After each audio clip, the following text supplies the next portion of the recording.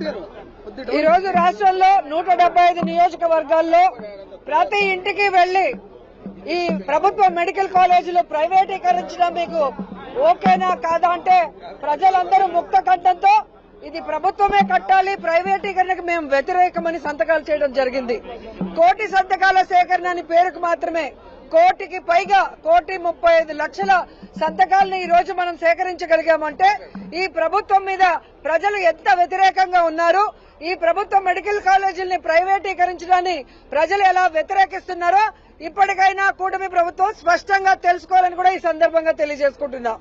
ఈ రాష్ట్రాన్ని 17 మంది ముఖ్యమంత్రులు పరిపాలిస్తే ఎవరూ చేయనటువంటి విధంగా జగన్మోహన్ రెడ్డి గారు 17 మెడికల్ కాలేజీలకి శ్రీకారం చుట్టాడు, పర్మిషన్స్ తెచ్చి వాటిని కన్స్ట్రక్ట్ చేయడం కూడా జరిగింది.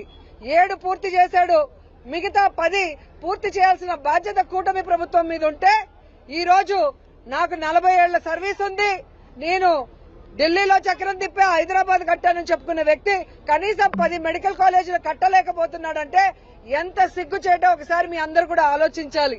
ఈ రోజు పేద విద్యార్థులు ఎవరైతే డాక్టర్ల వాళ్ళని కలలు కన్నారో వాళ్ళ కలల్ని కల్లలు చేస్తూ పేదలకి ఉచిత వైద్యం అందుతుంది, ఈ మెడికల్ కాలేజీలో సూపర్ స్పెషాలిటీ హాస్పిటల్స్ వస్తాయని కలలు కన్న వాళ్ళ కలలు కల్లలు చేసే విధంగా ఈ ప్రభుత్వ మెడికల్ కాలేజీని ప్రైవేటీకరించడం చాలా దురదృష్టకరం, దుర్మార్గం.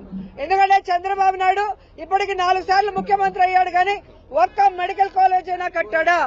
రాష్ట్రంలో కట్టలేదు, కనీసం కుప్పల్లో కూడా కట్టలేకపోయాడు.